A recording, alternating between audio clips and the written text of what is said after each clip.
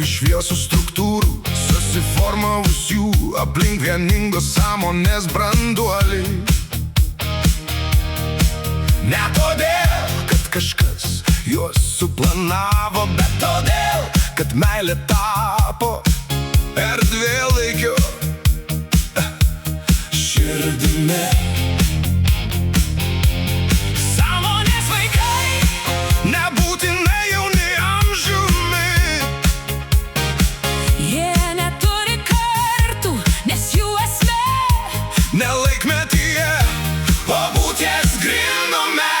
Kai jie atėjo, pasaulis nustojo būti mokykla, jis tapo žaidimu, kuris moko per džiaugsmą.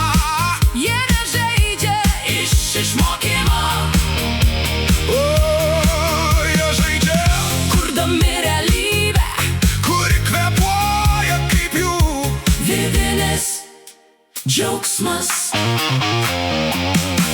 Vienas iš jų atsisėdo ant akmens ir pažvelgė į žmogų. kuris visą gyvenimą ieškojo prasmės. O kam ieškoti? Paklausė vaikas Tu juk esi ta prasme, ir tą akimirką ieškotojas nustojo ieškoti. nes jo širdis atpažino save tame žvilgsnyje. Kita tyli mergaitė kalbėjosi su mišku, Ne balsu, ne telepatija, tiesiog tapdama tuo, ką miškas nori pasakyti. ir medžiai ėmė augti greičiau. O gyvūnai, kurie bijojo žmonių, Atėjo prie jos, kaip prie šaltinio. sąmonės vaikai, Nedalyvauja sistemoje, jie transformuoja ją. papačia savo būseną, Jie nelaužo taisyklių, jų paverčia taisyklę. žaismingais susitarimais, kur visi laimi.